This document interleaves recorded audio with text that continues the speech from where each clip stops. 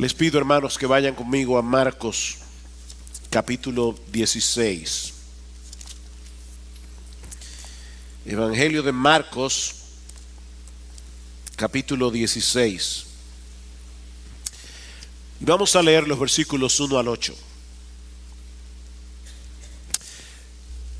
Pasado el día de reposo, María Magdalena, María la madre de Jacobo y Salomé compraron especias aromáticas para ir a ungirle. Y muy de mañana, el primer día de la semana, llegaron al sepulcro cuando el sol ya había salido. Y se decían unas a otras: ¿quién nos removerá la piedra de la entrada del sepulcro? Cuando levantaron los ojos, vieron que la piedra, aunque era sumamente grande, había sido removida. Y entrando en el sepulcro, vieron a un joven sentado al lado derecho, vestido con ropaje blanco, y ellas se asustaron. Pero él les dijo: no os asustéis, buscáis a Jesús Nazareno, el crucificado. Ha resucitado, no está aquí. Mirad el lugar donde le pusieron. Pero id, decid a sus discípulos y a Pedro: Él va delante de vosotros a Galilea, allí le veréis tal como os dijo. Y saliendo ellas, huyeron del sepulcro, porque un gran temblor y espanto se había apoderado de ellas, y no dijeron nada a nadie, porque tenían miedo. Hace muchos años, alguien me preguntó cómo podía estar seguro de que el cristianismo era la religión verdadera. Porque los maometanos y los seguidores de muchas otras religiones piensan exactamente lo mismo acerca de su religión.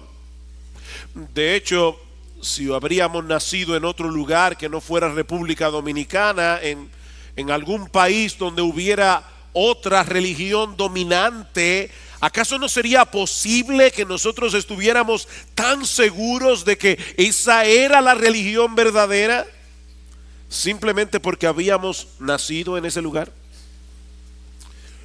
Yo le dije a esta persona: esa es una muy buena pregunta.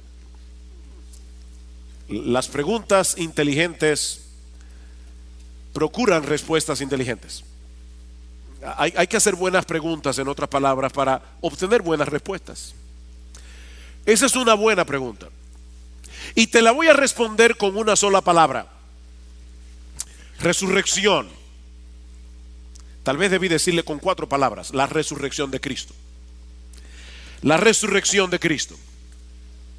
Es la resurrección de Jesús lo que separa al cristianismo de todas las religiones del mundo. Mahoma está muerto, por si no te habías enterado. Confucio está muerto.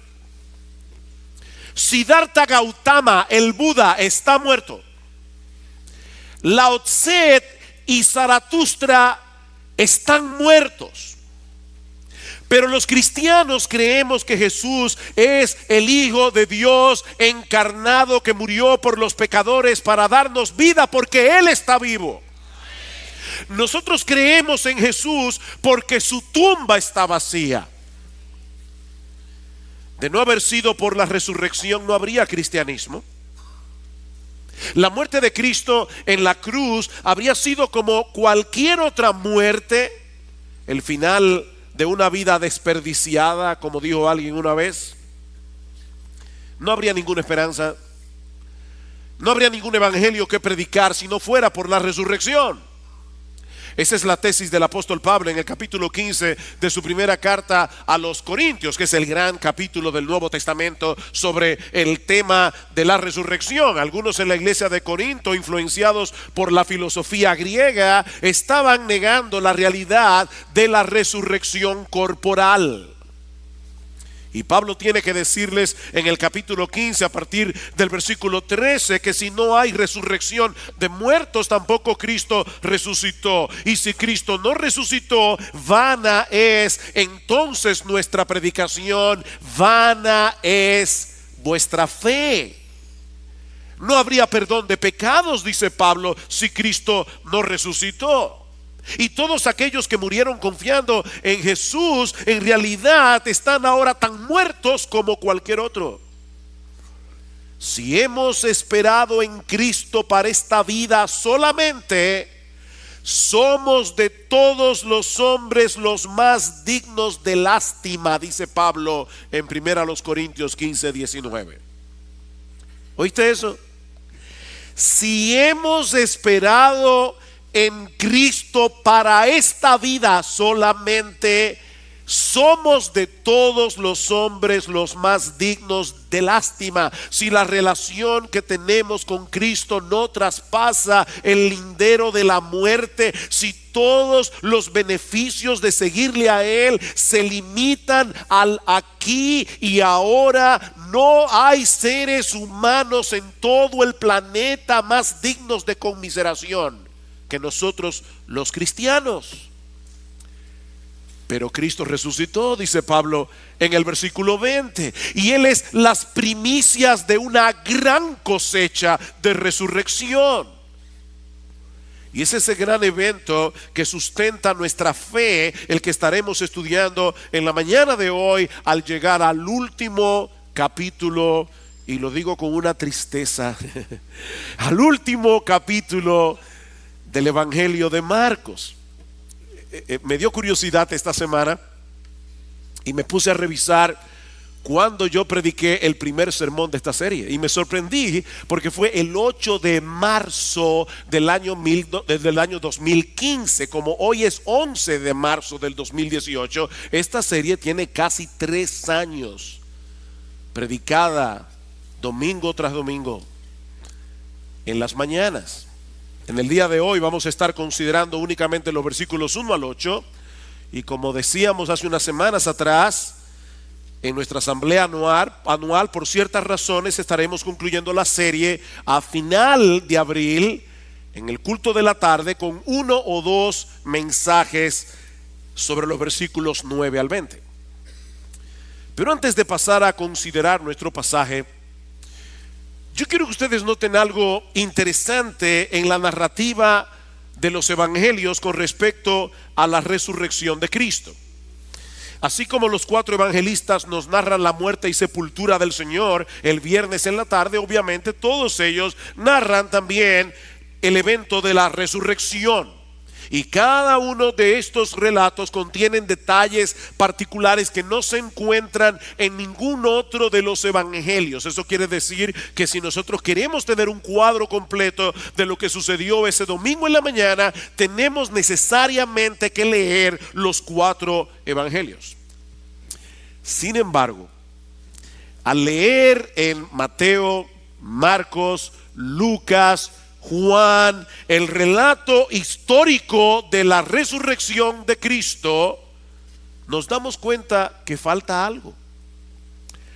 Y para ser honestos, mis hermanos, yo nunca me había dado cuenta de eso en 40 años leyendo la Biblia. Nunca me había dado cuenta hasta esta semana, o creo que fue hace 2 semanas atrás, que en los relatos de los evangelios hay un elemento que nosotros esperaríamos que estuviera allí, pero no está allí. ¿Saben cuál es? El evento mismo de la resurrección. Qué sorprendente. Ninguno de los evangelistas nos dicen cómo fue que Jesús resucitó. Nos narran con todo lujo de detalles lo que sucedió durante la crucifixión, aún nos dicen algunas cosas de cómo fue sepultado, pero no encontramos un solo detalle en ninguno de los evangelios de qué fue lo que sucedió en el momento mismo en que el cuerpo muerto de Jesús dentro de la tumba volvió a la vida. Nos hubiera encantado, ¿verdad?, que una luz y entonces nada. nada. Y mis hermanos, esta es una prueba de que los apóstoles no estaban tratando de escribir una historia fantástica, un relato sensacionalista para ganar adeptos. Ellos estaban relatando por inspiración divina lo que nosotros necesitábamos saber acerca de ese evento en el que descansa nuestra fe. El Espíritu de Dios quiso poner un velo de misterio sobre cómo fue que Jesús resucitó. El Espíritu de Dios aparentemente no quería que nosotros supiéramos o nos enfocáramos en el fenómeno en sí mismo, sino más bien en el hecho incontrovertible, en el hecho irrefutable de que Jesús resucitó.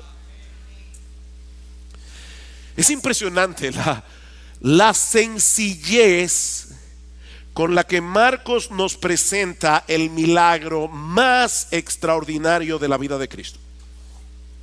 Y lo hace enfocando lo que sucedió con este grupo de mujeres que fueron muy de mañana al sepulcro para ungir el cuerpo muerto del Señor. Y eso nos lleva a nuestro primer encabezado, que hemos titulado Una devoción incondicional. Versículo 1 otra vez.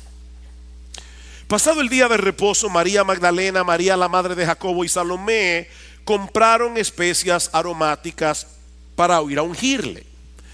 Hemos visto ya en estas últimas semanas que el Señor Jesucristo fue crucificado el viernes alrededor de las 9 de la mañana, expira 6 horas después, alrededor de las 3 de la tarde. Marcos nos dice explícitamente en el capítulo 15, versículo 42, que fue en la víspera del día de reposo que el Señor fue sepultado. Ahora, no olviden, mis hermanos, que los judíos no marcaban el inicio de un nuevo día a las 12 de la medianoche como hacemos nosotros, sino más bien a la puesta de sol, es decir, como a las 6 de la tarde.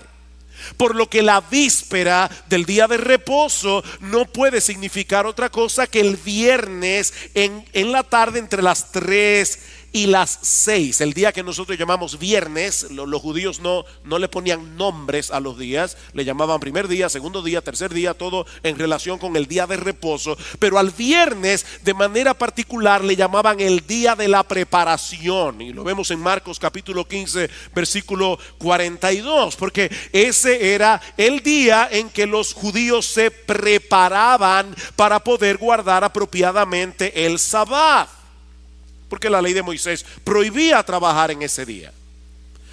Como vimos en el mensaje anterior, José de Arimatea se armó de valor ese viernes en la tarde y le pidió a Pilato el cadáver de Jesús para colocarlo apresuradamente en un sepulcro que había sido excavado en la roca, dice en Marcos 15:46. Y sobre la entrada José de Arimatea mandó poner una gran piedra. Un detalle importante que Marcos incluye en este capítulo es que había un grupo de mujeres, discípulas fieles de Jesús, que le habían servido durante su ministerio en Galilea y que se habían quedado hasta el final de la crucifixión. Y algunas de esas mujeres siguieron a José de Arimatea y a Nicodemo, que se añadió un poco más tarde, para ver dónde estos dos hombres, ellas no sabían que José de Arimatea y Nicodemo eran discípulos de la secreta de Jesús. Así que ahora de repente ven estos dos individuos, miembros del Sanedrín, que toman el cuerpo de Jesús. Así que ellas los siguen secretamente para ver dónde estos hombres llevaron el cuerpo. Debido a la llegada del sabbat, estas mujeres no pudieron preparar adecuadamente, como probablemente hubiesen querido, el cadáver de Jesús. Pero tan pronto concluyó el día de reposo, a la puesta del sol del sábado, y las tiendas y los bazares volvieron a abrir por unas pocas horas, estas mujeres salieron apresuradamente a comprar especias aromáticas y en la madrugada del domingo fueron a ungir el cuerpo del Señor. Esto era algo que los judíos acostumbraban a hacer con el cadáver de sus seres queridos, como una expresión de amor. Y el único propósito de este ungimiento era dilatar o tapar el mal olor que expelen los cuerpos cuando comienza el proceso de putrefacción. De manera, mis hermanos, que estas mujeres, estas queridas mujeres, querían tener la oportunidad de servir por última vez a aquel maestro y señor al que amaban con todo su corazón. Ahora piensen en esto, mis hermanos. Ya Cristo había muerto. Y es evidente que estas mujeres no estaban esperando que Él resucitara. Ellas no se acercaron a la tumba con la expectativa de ver a Cristo levantarse de los muertos. Ellas fueron a ungir un cadáver. Pero a pesar de haberle visto morir en la cruz, estas mujeres todavía amaban a su Señor, al punto de no tener ningún reparo en identificarse con Él en un momento tan inapropiado, humanamente hablando. Todos lo habían abandonado, incluyendo sus discípulos más cercanos. El poder civil de Roma le había condenado a muerte como un criminal. Los líderes religiosos de la nación lo habían repudiado como un blasfemo. Pero este grupo de mujeres todavía seguían siendo fieles a Jesús. Y Dios recompensó esa fidelidad, escogiéndolas para ser las primeras testigos oculares de su resurrección. Estas mujeres se levantaron muy temprano en la madrugada del domingo para ir a mostrarle a Cristo su amor y devoción, ungiendo su cadáver.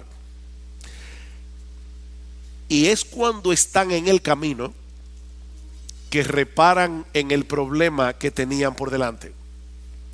¿Y quién moverá la piedra? Hay una piedra tapando el sepulcro. Vean el versículo 2. Muy de mañana, el primer día de la semana, llegaron al sepulcro cuando el sol ya había salido, y se decían unas a otras: ¿quién nos removerá la piedra de la entrada del sepulcro? Marcos nos dice en el versículo 4, lo vamos a ver en un momento, que esa piedra era muy grande. Cuando estuvimos en Jerusalén hace unas semanas atrás, pudimos ir por lo menos al lugar donde los protestantes dicen que está la tumba de Jesús. Y créanme, hermanos, la piedra que debía tapar esa boca, la entrada del sepulcro, era una piedra grande, era una piedra pesada. Pero ¿saben qué, mis hermanos? Estas mujeres no esperaron a que apareciera un grupo de hombres dispuestos a ayudarlas. Simplemente se movieron a hacer lo que ellas entendían que debían hacer, porque el amor a Cristo las movía a hacerlo. Ellas no se fueron por el camino fácil. ¿Oyeron esto, hermanas? Y esto es un ejemplo para todos, pero escucharon esto, hermanas. Estas mujeres no tomaron el camino fácil. Tal vez no es la voluntad del Señor, después de todo, que nosotros vayamos tan temprano al sepulcro. Ningún hombre se ha ofrecido. Los apóstoles salieron huyendo. Y después de todo ya Jesús está muerto. Podemos ir un poco más tarde. No. Estas mujeres amaban a Jesús. Cuando no era emocionante hacerlo. Estas mujeres amaban a Jesús cuando no era popular hacerlo. Estas mujeres amaban a Jesús cuando incluso era peligroso hacerlo. Miren, mis hermanos, déjenme decirles algo. Es muy fácil y obviamente a mí me encanta cantar, me encanta venir a la iglesia los domingos. A veces pienso en ustedes que no tienen que predicar y los envidio, porque yo tengo que estar cuidando la voz todo el tiempo. No, a mí me gusta cantar, pero ¿saben qué? Es muy fácil venir a la iglesia los domingos en la mañana, a este lugar con sillas cómodas, aire acondicionado, y cerrar los ojos y cantar y decir: oh Jesús, yo te amo. Pero el verdadero amor a Cristo es aquel que nos mueve a salir de nuestra zona de seguridad. Es aquel que nos mueve a salir de nuestra zona de confort para servirle a Él, movidos únicamente por nuestro amor por Él. Mientras estudiaba este pasaje esta semana, tuve que examinarme a mí mismo con honestidad. Y no me gustó algunas cosas que vi. Para ser honesto, tuve que preguntarme a mí mismo, ¿por qué yo hago lo que yo hago? Yo soy pastor, me preparo toda la semana para predicar, me reúno con hermanos, enseño la palabra en otros contextos. La pregunta es, ¿por qué yo hago lo que hago? ¿Es simplemente porque es mi deber hacerlo? Incluso a mí me pagan por hacer lo que me gusta hacer. Yo soy un empleado feliz.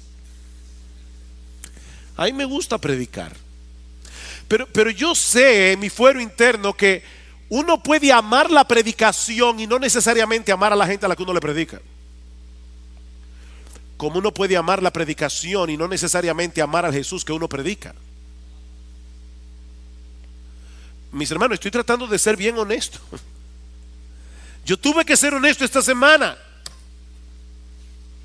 ¿Es simplemente porque es mi deber hacerlo o yo lo hago movido por un genuino, sincero, aunque imperfecto amor por mi Señor y Salvador? Ahora yo quiero que tú te hagas esa misma pregunta. Yo quiero que tú te examines a ti mismo esta mañana. ¿Por qué tú haces lo que tú haces? ¿Por qué tú te reúnes con tu grupo pequeño cada semana? ¿Por qué lo haces? ¿Qué es lo que te mueve a servir en la escuela bíblica? ¿O qué es lo que te mueve a servir en el ministerio de Entenderán? ¿O en Radio Eternidad? ¿O en el ministerio de traducción? ¿O de proyección? ¿O sonido? ¿O cualquier otra cosa en nuestra iglesia? ¿Qué es lo que te mueve a reunirte con otro creyente para discipularlo? ¿Qué es lo que te mueve a salir de tu casa y visitar a un hermano enfermo en el hospital? ¿Qué te mueve? ¿Qué es lo que te impulsa a hacer lo que tú haces cada día en medio de tu familia? ¿Qué es lo que te impulsa a hacer lo que tú haces en medio de tu trabajo? ¿Qué es lo que te impulsa a hacer lo que tú haces cuando usas los medios de la gracia o cuando estás luchando contra las tentaciones que diariamente combaten contra el alma? ¿Cuáles son los argumentos que tú traes a tu mente y a tu corazón para no pecar?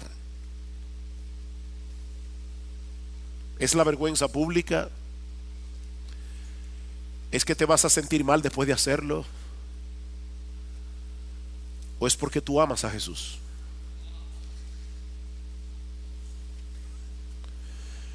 Y sí sabemos que este asunto es una lucha, porque el pecado todavía mora en nosotros, pero ¿estás luchando? ¿Estás luchando en oración, en dependencia del Espíritu de Dios para que el amor a Cristo predomine en tu corazón como el motor predominante que mueve tu existencia en cada cosa que tú haces? Pablo decía, es por amor a Cristo que yo tengo todas las cosas por basura. Es el amor a Cristo lo que me constriñe, lo que me mueve, lo que me motiva pensando esto, que si uno murió por todos, luego todos murieron y por todos murió para que los que viven ya no vivan para sí, sino para aquel que murió y resucitó por ellos. Es el amor a Cristo. Increíble, estas mujeres hicieron lo que hicieron pensando que Jesús estaba muerto. ¿Vieron eso? Ellas se levantaron de madrugada en un tiempo difícil a ungir el cadáver de Jesús. Mis hermanos, ¿qué de nosotros que sabemos con toda certeza que Él resucitó? Oh, mis hermanos, debemos pedir a Dios en oración, de verdad, que nos conceda crecer cada día más en un amor sincero, ferviente, apasionado a activo por nuestro Señor y Salvador. Un amor que nos impulse a salir de nuestra zona de confort, a salir de nuestra zona de seguridad para gastar nuestras vidas para Él. Debemos pedir eso en oración. De paso, me decía Gloria esta semana que había leído en cierto lugar que nosotros debemos cuidar el cuerpo de Cristo, que es la iglesia, como estas mujeres salieron a cuidar el cuerpo de Jesús. Nosotros podemos hacer lo que estas mujeres hicieron. Ellas lo hicieron pensando que iban a ungir un cadáver. Nosotros lo hacemos por un cuerpo que está vivo.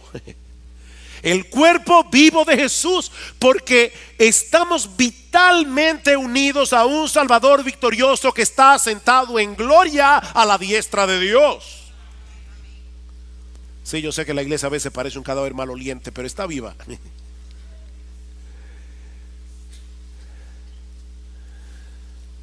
Pero ya hablaremos de eso el domingo que viene, cuando empecemos nuestra serie sobre la gloria de Cristo en la iglesia. Pero volviendo a la historia de Marcos, estas mujeres salieron al sepulcro en la madrugada del domingo. Y como lo decía, en el camino se dan cuenta que tienen un problema. El sepulcro está cerrado con una gran piedra. Y eso nos lleva a nuestro segundo encabezado. Ya hemos visto una devoción incondicional. Veamos ahora en segundo lugar una tumba abierta y vacía. Versículo 4. Cuando levantaron los ojos,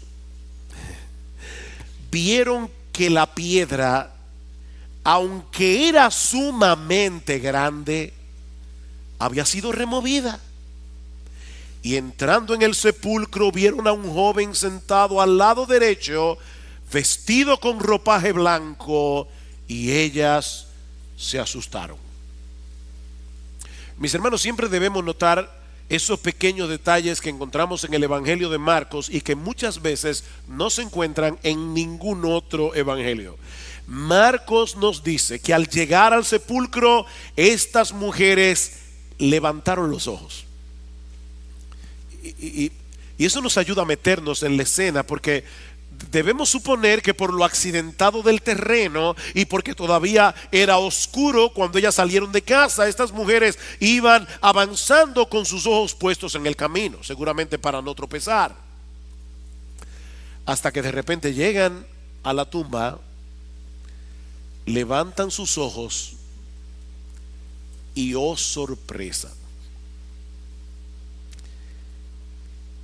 la piedra que tapaba el sepulcro ha sido removida.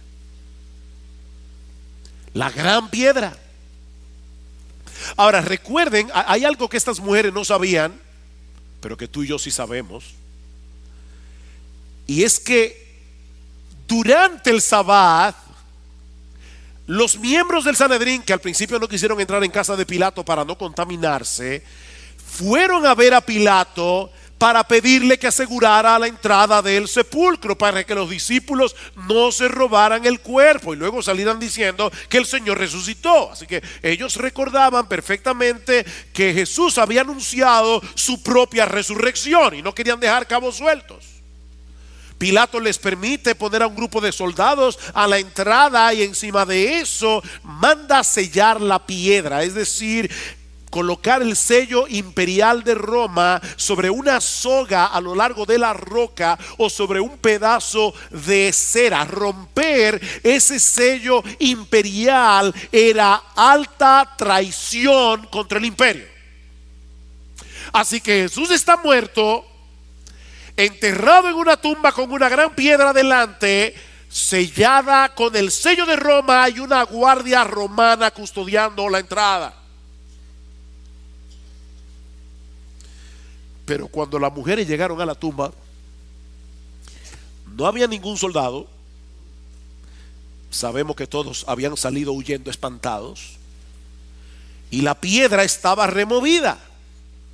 Así que ellas deciden entrar al sepulcro y en vez de encontrarse con el cadáver de Jesús, se topan con un joven. Por los otros evangelios sabemos que se trata de un ángel, sentado al lado derecho, vestido con ropaje blanco. Una vez más, cuando estábamos en Jerusalén, en ese sepulcro de la tumba que los protestantes custodian, nos dimos cuenta de ese detalle. Cuando uno entra a la boca del sepulcro, es al lado derecho que estaba la losa donde supuestamente el cuerpo de Jesús fue colocado. Hay otra tumba que es la del lado católico y tiene exactamente la misma disposición. El cuerpo estaba al lado derecho.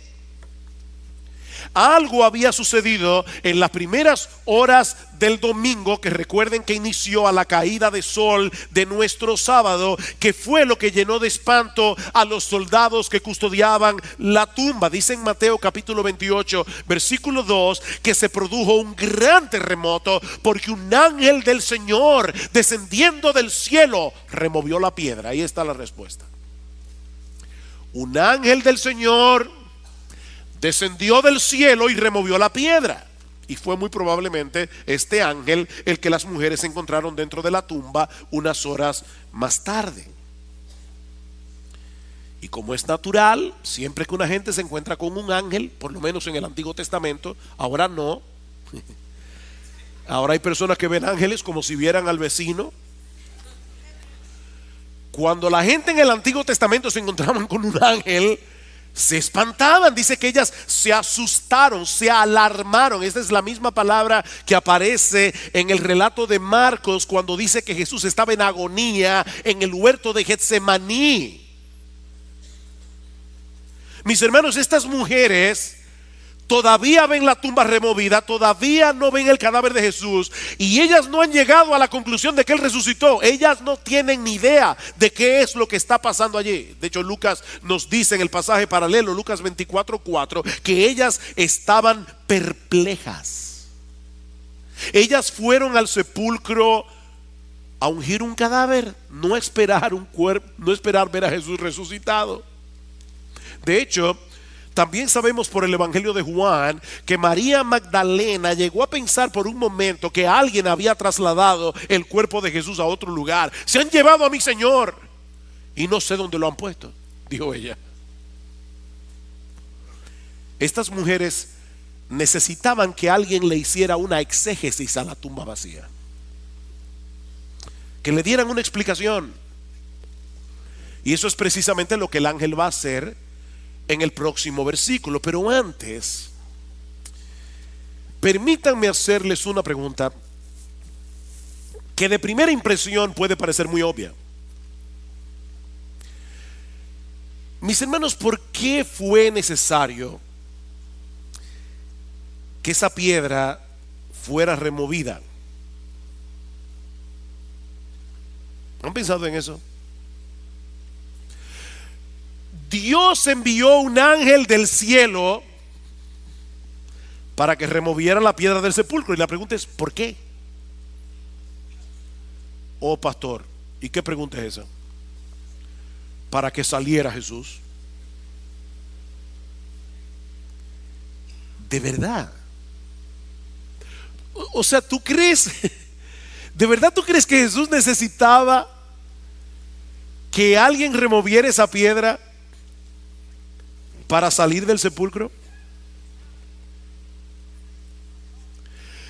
Mis hermanos, ¿ustedes recuerdan lo que pasó ese mismo día de reposo, el domingo, perdón, no día de reposo, el domingo, en la noche, cuando los discípulos estaban reunidos en el aposento alto con todas las puertas cerradas por temor a los judíos, y de repente dice Juan capítulo 20 versículo 19, que el Señor Jesucristo vino y se colocó delante de ellos? ¿Por dónde entró?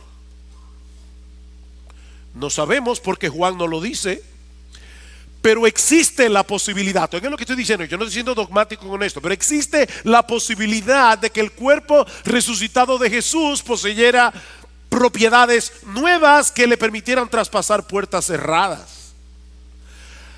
A donde estoy tratando de llegar es al punto de entender que Jesús hubiera podido salir de esa tumba de otra forma. Pero como bien señala Steve Lawson, Esa piedra no fue removida para que Jesús pudiera salir, sino para que el mundo pudiera entrar. Para que el mundo pudiera asomarse como estas mujeres y comprobar que la tumba estaba vacía, porque esa tumba vacía por casi 2000 años ha sido un testigo irrefutable de la veracidad del evangelio. Los escépticos, los miembros, del Sanedrín, hicieron todo lo que estuvo a su alcance para evitar una resurrección fraudulenta.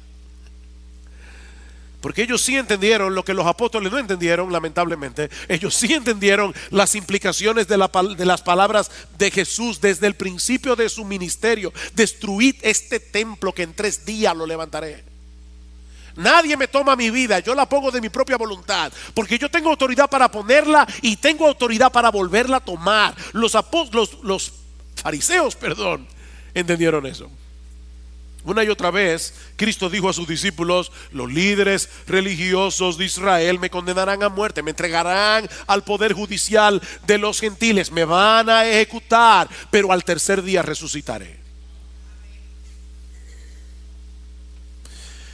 El problema que han enfrentado los escépticos a través de la historia es que nunca han podido dar una explicación satisfactoria de cómo fue removida esa piedra y cómo fue que desapareció el cuerpo de Jesús.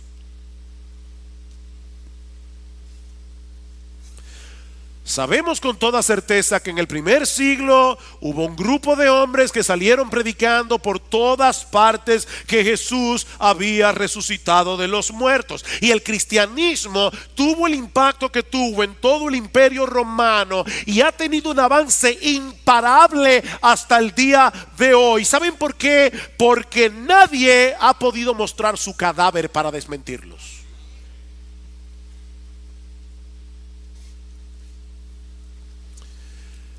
La explicación que dieron los líderes religiosos de Israel, según Mateo capítulo 28, versículos 11 al 15, es que los discípulos se robaron el cuerpo. Increíble.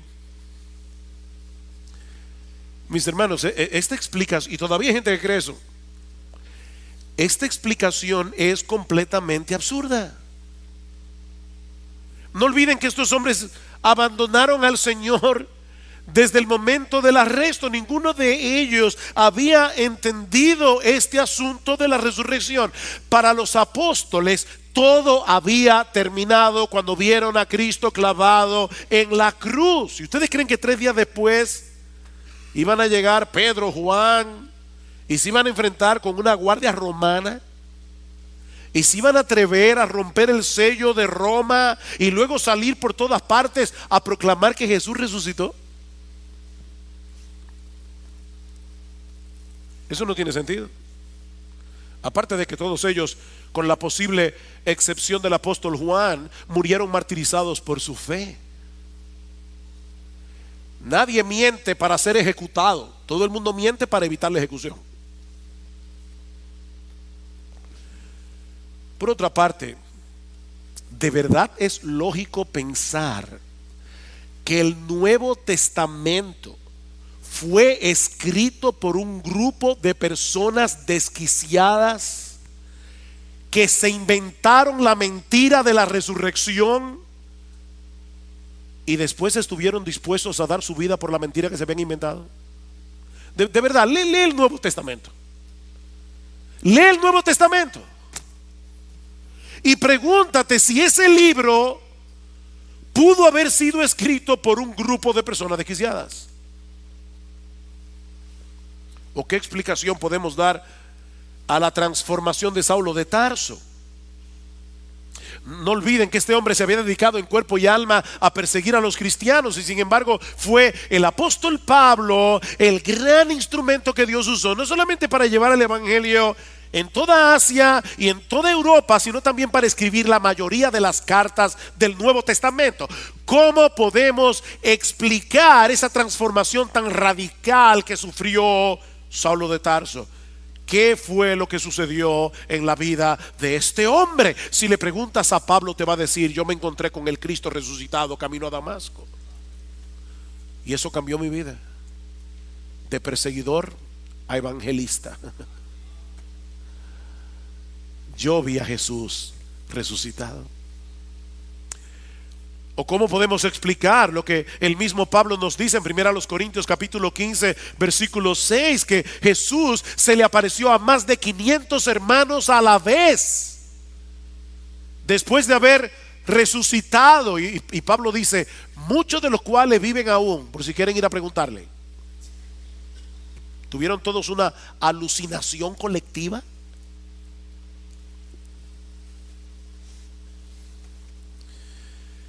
¿Qué fue lo que sucedió ese domingo en la mañana?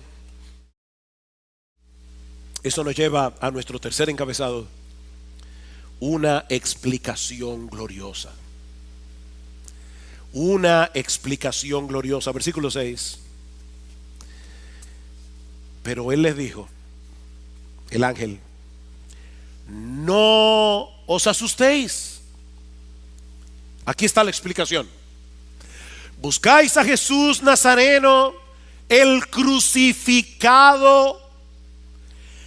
Ha resucitado, no está aquí. Mirad el lugar donde le han puesto. Mis hermanos, estas mujeres acababan de escuchar de la boca de este ángel el anuncio más glorioso, el anuncio más extraordinario, el anuncio más transformador que alguna vez haya sido proclamado en la historia humana. El Señor resucitó. Nadie se robó su cuerpo. Ellas no se habían equivocado de tumba. Increíble. Algunos dicen, fue que las mujeres se equivocaron de tumba porque estaba oscuro. No, ellas no se equivocaron de tumba.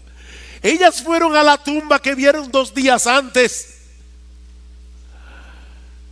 Pero esa tumba estaba vacía. Este Jesús Nazareno, cuyo cadáver ustedes vinieron a ungir, ya no está aquí, porque se ha levantado de la muerte con el poder de Dios, tal como Él lo había prometido. Así que, mujeres, no os asustéis. No hay razón para estar asustadas.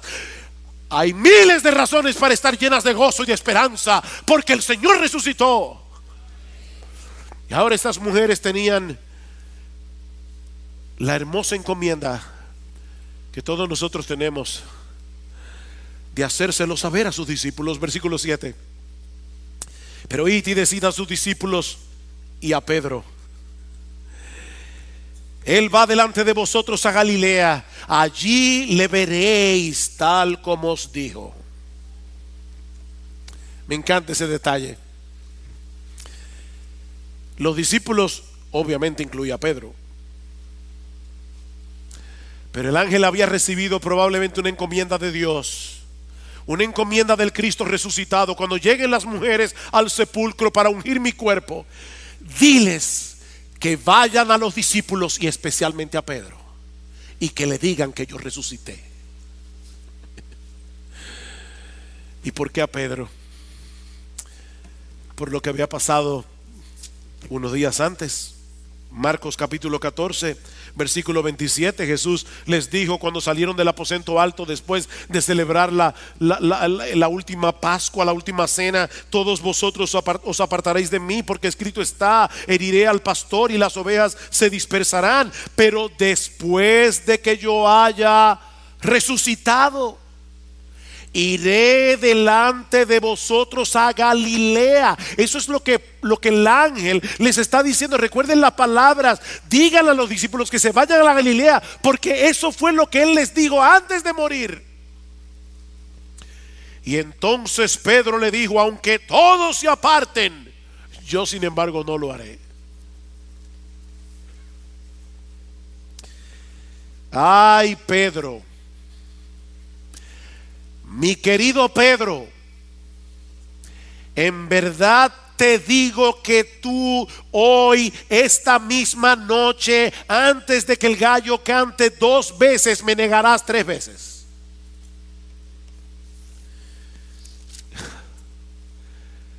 Qué amor el de Cristo. Y ahora que Cristo está glorioso y resucitado, le dice: mira,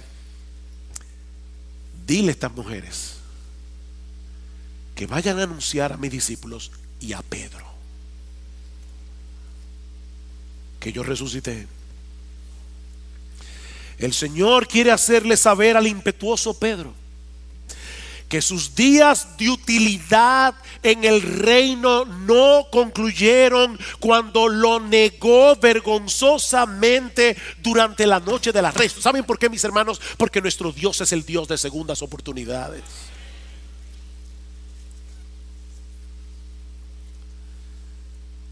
Ve y dile a Pedro, ve y dile a Pedro y a todos los discípulos que deben ir a Galilea, como yo les dije antes de morir, porque allí me encontraré con ellos en el mismo lugar donde Cristo los llamó. ¿Recuerdan? Al lado del mar de Galilea, en el mismo lugar donde Cristo los llamó y donde ahora los comisionaría a llevar la noticia de su muerte y su resurrección hasta lo último de la tierra, en Galilea. Pero quedaría registrado en la historia que las primeras en anunciar esta buena noticia no serían los apóstoles.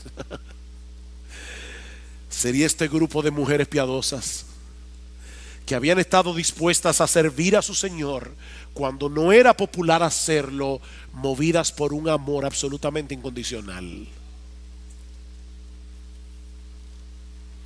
Y eso nos lleva a nuestra última escena, que veremos mucho más brevemente y que hemos titulado Una reacción compleja pero comprensible. Una reacción compleja pero comprensible. Versículo 8.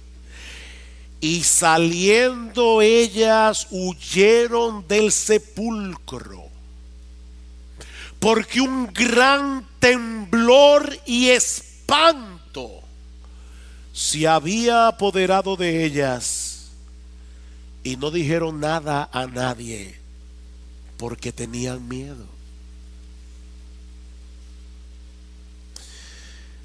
En el pasaje paralelo, en el Evangelio de Mateo, Mateo 28:8, dice que alejándose a toda prisa del sepulcro, con temor y gran gozo,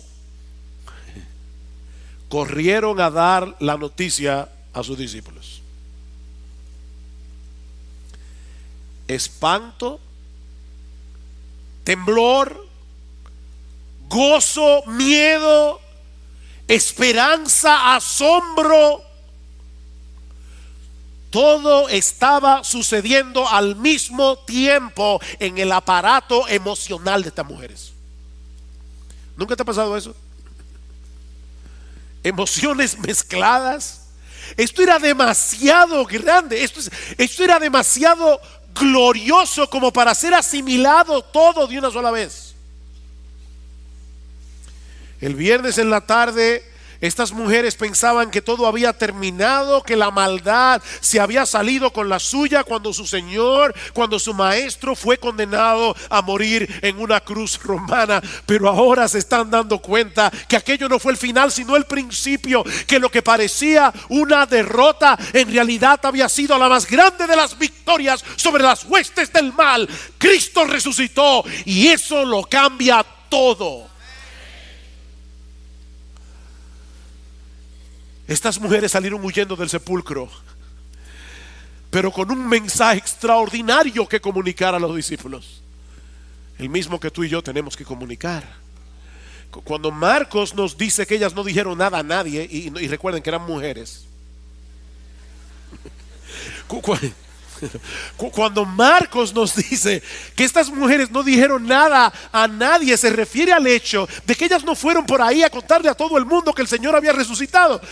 Pero sabemos, como dice Mateo y por lo que dice Lucas 24, que sí comunicaron la noticia a los apóstoles como el ángel les ordenó. Y de paso, esta es otra evidencia incidental de la veracidad histórica de los evangelios. Porque en los días del Señor se le daba muy poca credibilidad a las palabras de una mujer. Tanto así que en una corte legal el testimonio de una mujer se comparaba al testimonio de un esclavo o al testimonio de un criminal. Si esta historia hubiera sido inventada por los apóstoles, jamás habrían incluido el detalle de que las primeras testigos oculares de la resurrección y las primeras en anunciar este mensaje fue un grupo de mujeres. Jamás habrían puesto eso en la historia. Pero eso fue lo que sucedió ese domingo en la mañana. Mis hermanas, escúchenme. Dios quiso que los apóstoles que iban a colocar el fundamento doctrinal de la iglesia se enteraran de la resurrección por este grupo de mujeres piadosas.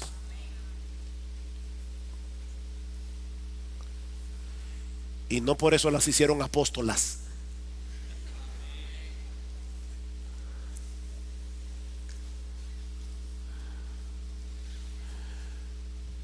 Queridos hermanos, la resurrección de nuestro Señor Jesucristo no es una leyenda mítica. Es el más grande acontecimiento que alguna vez haya ocurrido en la historia de la humanidad, en el cual debemos poner nuestra fe si queremos ser salvos. Nuestro Señor fue entregado por nuestras transgresiones, dice Pablo en Romanos capítulo 4 versículo 25, pero fue resucitado para nuestra justificación. Es por la resurrección de Cristo que nosotros sabemos con toda certeza que el Padre en los cielos aceptó su sacrificio sustitutivo en la cruz del Calvario para que ninguno de nosotros, sus hijos, tuviéramos cuentas pendientes con el tribunal de Dios. Podemos morirnos tranquilos porque nuestra deuda fue saldada, completamente saldada, y lo sabemos porque Jesús resucitó. Podemos vivir con esperanza porque es por la resurrección de Jesús que nosotros sabemos con toda certeza que algún día este cuerpo en estado de humillación, como dice Pablo en Filipenses 3:21, será transformado en conformidad al cuerpo de la gloria suya. Y así estaremos siempre con nuestro Señor, adorando y contemplando su gloria. ¿Recuerdan el texto de 1 Corintios 15 que citamos al principio en la introducción? Donde Pablo decía que si hemos esperado en Cristo para esta vida solamente, somos de todos los hombres los más dignos de lástima. Entonces, mi amado hermano, si tú eres creyente, regocíjate porque Jesús resucitó. Tú no eres digno de conmiseración. La esperanza que tenemos en nuestro Señor traspasará el umbral de la muerte, porque la tumba que no pudo retenerlo a Él tampoco podrá retener a todos aquellos que estamos unidos a Él por la fe. Oh muerte, ¿dónde está tu aguijón? Oh sepulcro, ¿dónde está tu victoria? Sí, en el mundo tendremos aflicción, dice el Señor. No hemos llegado al cielo todavía. Pero también sabemos que los sufrimientos de este tiempo presente no son dignos de ser comparable con la gloria que nos ha de ser revelada, como dice Pablo en Romanos capítulo 8 versículo 18, porque el Señor resucitó. Hay esperanza, mis hermanos. Hay esperanza. Hay una luz brillante, gloriosa al final del túnel. No la que ven aquellos que se mueren y vuelven. No. Hay una luz gloriosa al final del túnel, porque la muerte será la carroza que llevará nuestras almas a la presencia de Cristo, hasta que nuestros cuerpos escuchen su voz.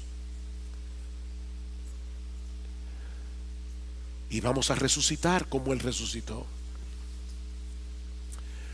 Mientras tanto, mis hermanos, proclamemos sin cansancio este glorioso mensaje, este glorioso evangelio de salvación a tiempo y fuera de tiempo. No solo porque este es un mensaje digno de ser contado, sino porque es un mensaje urgente. Este es un mensaje urgente, en ningún otro hay salvación. Óyeme, mi hermano, en ningún otro hay salvación. No lo olvides. Mahoma está muerto, Confucio está muerto, Buda está muerto, Lao Tse está muerto. Todos los líderes religiosos que fundaron religiones están muertos. En ningún otro hay salvación. No hay salvación fuera del Cristo resucitado, porque no hay otro nombre bajo el cielo dado a los hombres en el cual podamos ser salvos. Este es un mensaje urgente que debemos proclamar a tiempo y fuera de tiempo. Y mi amigo, si tú estás aquí sin Cristo en esta mañana, por favor no te vayas de este lugar sin rendirte por completo a Él como Señor y dueño de tu vida. Deposita tu fe en Él como aquel que murió y resucitó para reconciliarnos con Dios. Ven, mi amigo, a Cristo en arrepentimiento y fe. Que si confiesas con tu boca a Jesús por Señor y crees en tu corazón que Dios le resucitó de los muertos, serás salvo. Y Pablo no está hablando allí de venir ahora aquí al frente y levantar tu mano y decir yo confieso. No, es vivir una vida de confesión de que Jesús es tu Señor, tu dueño, tu amo, tu rey. Porque con el corazón se cree para justicia, pero con la boca se confiesa para salvación. Oh, que el Señor bendiga hoy abundantemente su palabra en creyentes y en incrédulos, trayendo consuelo, ánimo, corrección, esperanza, arrepentimiento, fe, salvación.